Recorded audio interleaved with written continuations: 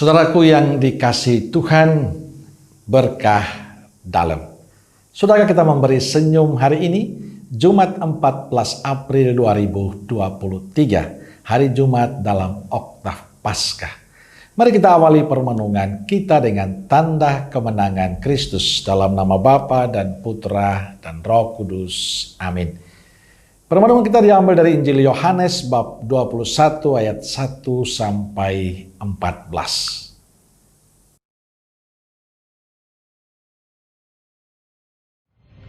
Kemudian Yesus menampakkan diri lagi kepada murid-muridnya di pantai Danau Tiberias, dan ia menampakkan diri sebagai berikut. Di pantai itu berkumpul Simon Petrus, Thomas yang disebut Didimus, Nathanael dari Kana yang di Galilea, anak-anak Zebedeus, dan dua orang muridnya yang lain. Kata Simon Petrus kepada mereka, "Aku pergi menangkap ikan." Kata mereka kepadanya, "Kami pergi juga dengan engkau." Mereka berangkat lalu naik ke perahu, tetapi malam itu mereka tidak menangkap apa-apa. Ketika hari mulai siang, Yesus berdiri di pantai, akan tetapi murid-murid itu tidak tahu bahwa itu adalah Yesus. Kata Yesus kepada mereka, "Hai anak-anak, adakah kamu mempunyai lauk pauk?" Jawab mereka, "Tidak ada." Maka kata Yesus kepada mereka, "Tebarkanlah jalamu di sebelah kanan perahu, maka akan kamu peroleh." Lalu mereka menebarkannya, dan mereka tidak dapat menariknya lagi karena banyaknya ikan. Maka murid yang dikasihi Yesus itu berkata kepada Petrus, "Itu Tuhan." Ketika Petrus mendengar bahwa itu adalah Tuhan, maka ia mengenakan pakaiannya, sebab ia tidak berpakaian, lalu terjun ke dalam danau. Murid-murid yang lain datang dengan perahu karena mereka tidak jauh dari darat, hanya kira-kira 200 hasta saja, dan mereka menghela jala yang penuh ikan itu. Ketika mereka tiba di darat, mereka melihat api arang, dan di atasnya ikan dan roti. Kata Yesus kepada mereka, "Bawalah beberapa ikan yang baru kamu tangkap itu." Simon Petrus naik ke perahu lalu menghela jala itu ke darat, penuh ikan-ikan besar, 153 ekor banyaknya. Dan sungguh pun sebanyak itu, jala itu tidak koyak. Kata Yesus kepada mereka, "Marilah, dan sarapanlah." Tidak ada di antara murid-murid itu yang berani bertanya kepadanya, "Siapakah engkau?" Sebab mereka tahu bahwa ia adalah Tuhan. Yesus maju ke depan, mengambil roti dan memberikannya kepada mereka. Demikian juga ikan itu.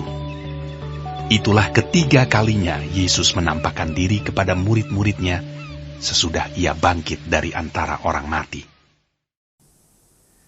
Saudaraku yang dikasihi Tuhan, bacaan Injil hari ini tentang Yesus menampakkan diri kepada murid-muridnya di pantai Danau Tiberias. Yang hadir saat itu Simon Petrus dan kawan-kawannya. Sejak Yesus wafat, para murid kembali kepada tugas pokok mereka, pekerjaan mereka, yakni penjala ikan. Namun malam itu mereka tidak berhasil menangkap ikan. Dan ketika hari mulai siang, Yesus berdiri di pantai, tapi para murid tidak tahu bahwa itu Yesus. Yesus selalu memanggil dan menanyakan apakah mereka mempunyai ikan. Mereka mengatakan dengan jujur bahwa tidak ada ikan. Lalu Yesus menyuruh mereka menebarkan jala di sebelah kanan perahu. Maka akan kamu peroleh.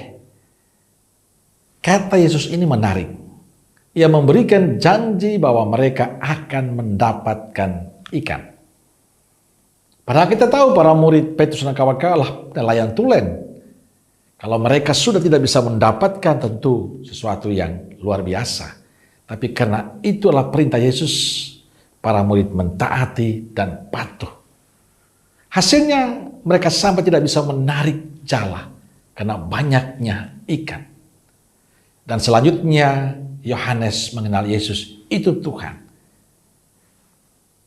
Di saat para murid kehilangan sang guru, mereka kembali pada pekerjaan lama mereka sebagai nelayan dan gagal.